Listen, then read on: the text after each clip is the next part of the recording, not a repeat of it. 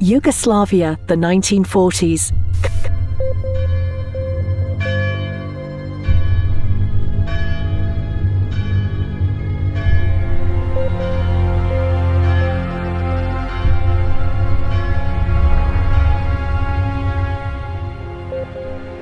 Cardinal Aloysius Stepinac spoke out in defense of minorities and officially protested against the racist laws and the racial and religious persecution. He was put on trial and convicted. His defense was given just 6 days between accusation and the trial to prepare the case.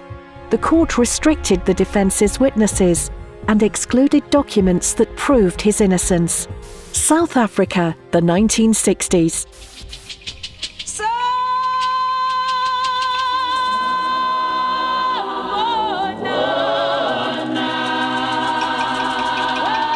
One of the mistakes which some political analysts make is to think that their enemies should be our enemies.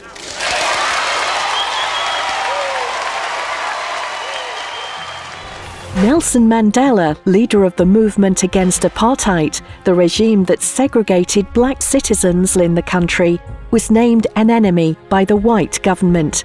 In 1964, he was convicted and given a life sentence for defending the political and civil rights of the black citizens. He spent 27 years in prison. After intense international pressure, he was released in 1990. Brazil, the 2000s.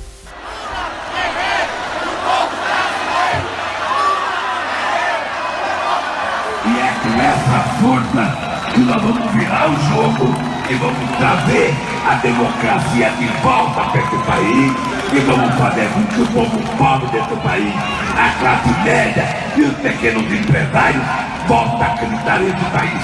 Ao me eleger presidente da República, o Brasil deixou claro que havia decidido trilhar um novo caminho. Um caminho em que a distribuição de renda é fator decisivo de um novo tipo de desenvolvimento, mais inclusivo, mais humano, mais sustentado e duradouro. Former President Lula is the victim of a collective unlawful act to discredit him and to remove him from public life, to prevent Lula from being elected without him having committed any crime. This is the campaign being waged by a number of judges, public prosecutors, and the great majority of the country's media. These three stories have one point in common: lawfare. The term lawfare was created in 2001 by US Army Major General Charles Dunlap and has been studied ever since in major universities, such as Harvard, for example. Lawfare is a powerful weapon for fighting political enemies, combining apparently legal actions and widespread media coverage. The idea is to embarrass the enemy to the point where they become extremely vulnerable to the baseless accusations. Once weakened, they lose all popular support and any power of reaction. To destroy someone, lawfare is using the following tactics: abuse existing laws to delegitimize and harm the adversary, public image, use of legal procedures to restrain their freedom, to intimidate them, to silence them, influence public opinion negatively to anticipate judgments and curtail their right to an unbiased defense, constrain public agents, and bring retaliations against the politicians to hamper legal defense mechanisms, tactical manipulation of a false cause, attempt to harass defense lawyers. A war with an attack carefully thought out in 3 dimensions. The first dimension is geographic. Those who are attacking choose the most advantageous battlefield. The confrontation takes place in the court or tribunal that best meets the objective of finishing off destroying your opponent.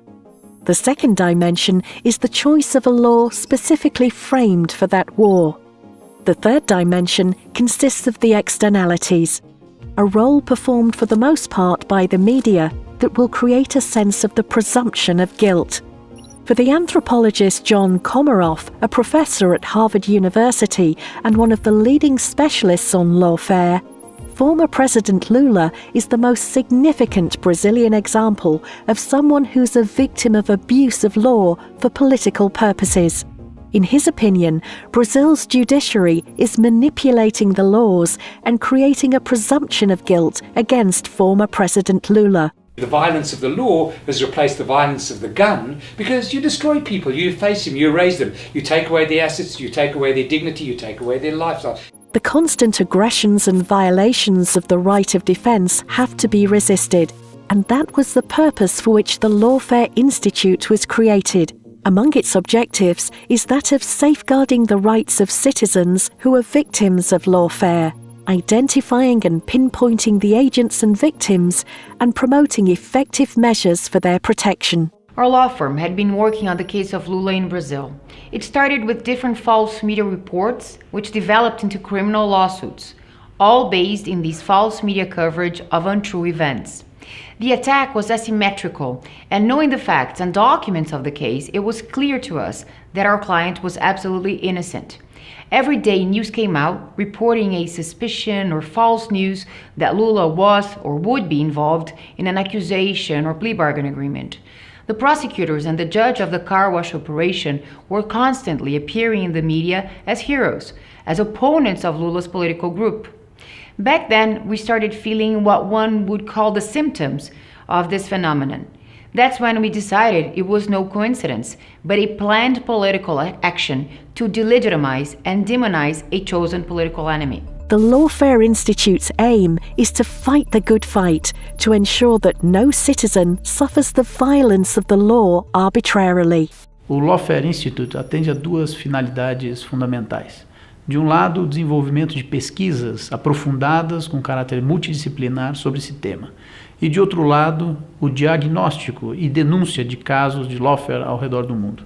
Com isso, pretendemos reafirmar o império da legalidade, reafirmar o Estado de Direito e a ideia de que o direito deve conter o poder e não estar a serviço do poder.